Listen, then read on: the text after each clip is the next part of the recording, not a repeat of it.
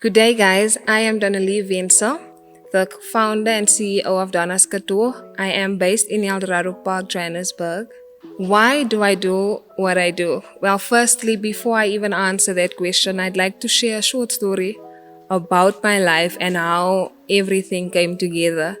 So, it was never part of the plan to be a designer or to go into the field of fashion.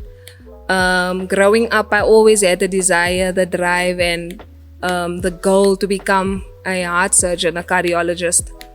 And in my schooling career, I made sure that I got those grades. I passed well in order for me to get into varsity. But sad thing, after school, it was so difficult for me to actually get into varsity. I passed with 3 distinctions, got a bachelor's degree, got a bursary as well, but somehow I've just been rejected at all universities. And at the time, I couldn't understand what was happening. But obviously, I was discouraged because now I had to sit at home for another year. And in that, I told myself, I'm not going to sit at home, I need to do something. It was difficult for me also to get a job, and I was frustrated because I looked at my friends. Most of them didn't even pass matric and they were getting jobs, and it was almost as if God was failing me at that time. But what I did was, I didn't sit at home. I went to our local spa in Extension 2. I asked them if they could give me a job. They agreed. I got the job. I worked as a cashier for like 5-6 months. The money wasn't that good. But I pushed. I held on to the job because, like I said, I wasn't going to sit at home and have nothing. And in that, like I said, the money wasn't that good. I told myself, I need a second hustle. What am I going to do next? So, out of my salary, that was in November 2017. That's when I took money out of my salary. I took a 400 Rand. I literally started my business with a 400 Rand. I bought 3 hoodies, got my logo done, printed my logo on it. And up to this day, I won't even forget the first 3 clients that I had. Little did I know that things would turn out this way. So sometimes you go through things in life not understanding why you're going through it or why it's happening to you, but it's all part of God's plan and purpose for your life. I am now one of the best designers, if I can put it that way, and I never thought that my life would turn out this way. But yes, I'm doing what I'm doing because I'm really good at what I'm doing. I didn't know it would turn out to be a passion or even a gift, but it was all part of God's plan. Okay, was it easy to accomplish what I've accomplished?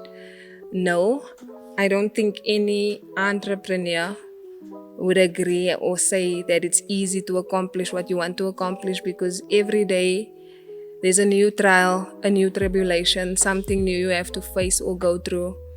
I'm in the field since 2017, so it's about 5 years, approximately 5 years. And for the 5 years, I've accomplished a lot, but I still feel like I'm not where I want to be yet. So it's not easy getting to where you want to be. But with the perseverance, the hard work, the late hours, you definitely can achieve what you want to achieve. Okay, the way things turned out, I would definitely say that it's definitely my purpose. I don't think God makes mistakes. If it was not my purpose to be in the fashion industry, I also don't think I would have excelled the way I'm doing right now. Because at the end of the day, if it's not your purpose or if it's not something you are meant to be doing, it will not work out for you. And that's just the hard facts. I'd say fashion is something I'd want to do long term. Obviously, like I said, I'm growing each and every day, building myself, pushing myself to greater heights. So at the end of the day, I feel like in a few years' time, I see myself doing bigger things in the fashion industry, and not just being a designer for, or rather in the community. But what I want to do is expand, also create jobs for our people.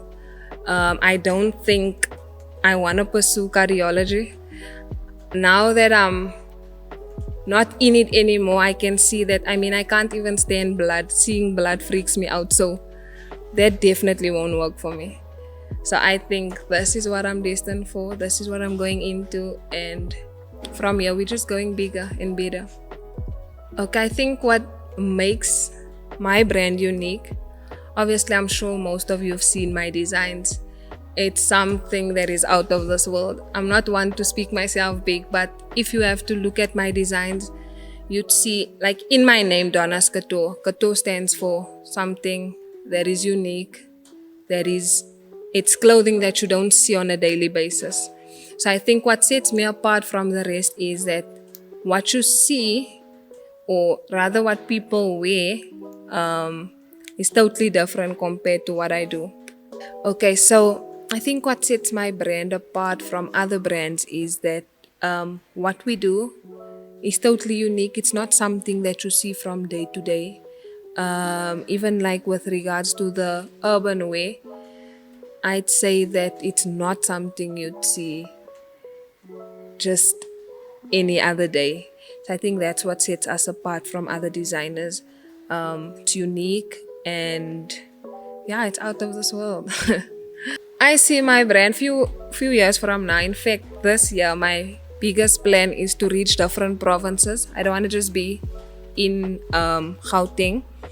In fact, I have clientele in Northern Cape now, which is really good. But my plan is that like at least 2-3 years from now, I'd want to be known in every province, and from there, obviously, we'll go international.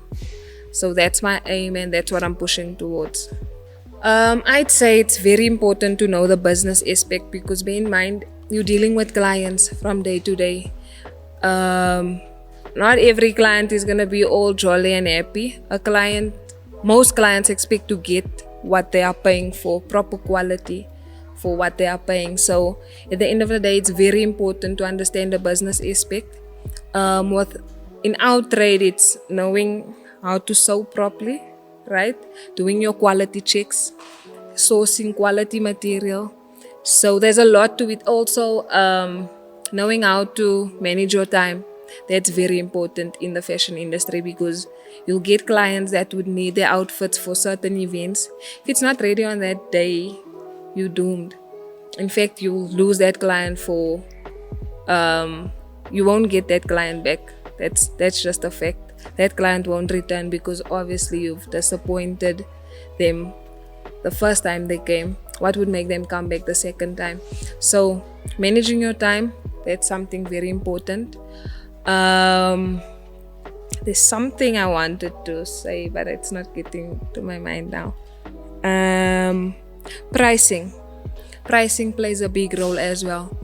When you get your client and they tell you what it is they want to have made, you need to now then do pricing on fabric, calculate everything in order to give that client a price, because at the end of the day, you can't overcharge and you can't also cut yourself short.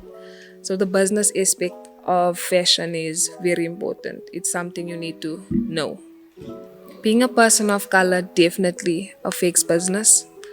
Most people, I don't know why they have that stigma or the stereotype, if I can put it that way.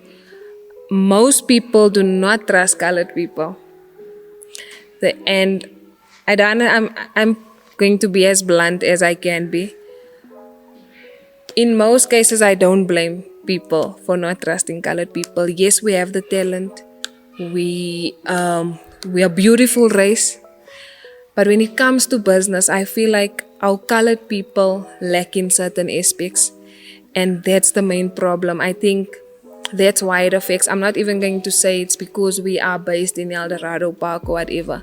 I think in general, our colored people do not know how to run business, and that's why it affects most of us that actually knows how to go out there and do it and get the work done.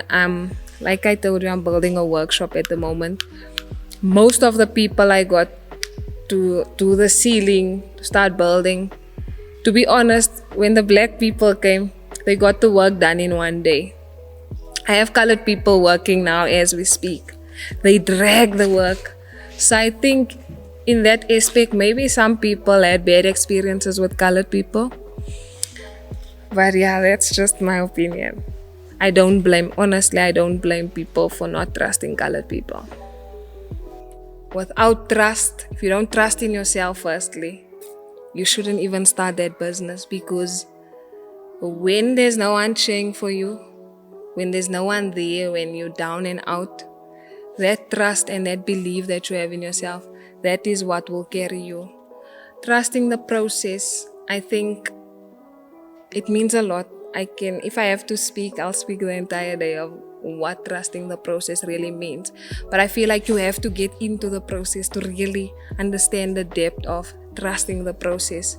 Because every day is a new day with new challenges. But at the end of the day, you are responsible for your own destiny. You hold your destiny in your own hands. And I feel like we all have dominion over. In fact, God says that we have dominion over everything on this earth. So you really need to trust yourself and believe that you can do it. And I think basically, like I said, you have to get into the process in order to understand what trusting the process means. To upcoming designers and entrepreneurs, I'd say my advice to you would be is keep going. It's not easy. It's never gonna be easy.